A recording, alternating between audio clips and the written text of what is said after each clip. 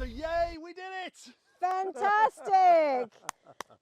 Thank you so much to all our community science volunteers and all the organizations that came out to help us with our Big Tree Measure 2022. Together, you have measured 6,400 trees in sunshine and rain, and you've worked exceptionally hard, and we are ever, ever grateful. Yeah, in just 8 days, that's got to be a record, Heather. It really has. I'm sure it is. So all of you, thank you enormously. You've made a personal contribution to advancing environmental science, and that is incredibly appreciated. And earlier this week, we had the team from Imperial College out, and so we asked Bonnie and Lena what they thought about it. I cannot believe that in a handful of days we have measured over 6,000 trees, something that would take a person working alone weeks and weeks and weeks to do. It's an incredible feeling. This has been brilliant, and it is really all down to the work of everybody that's been out here, and everyone should be so proud of themselves. All right, so all across the world people are planting trees to mitigate the climate, and recent research has shown that in fewer than 5% of those projects are the trees actually being checked to make sure they survive.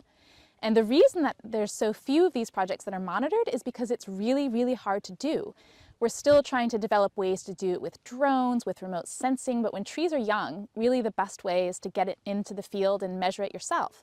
So we absolutely depend, as a charity, as a group of scientists, on the time and effort of volunteers to help us take these measurements.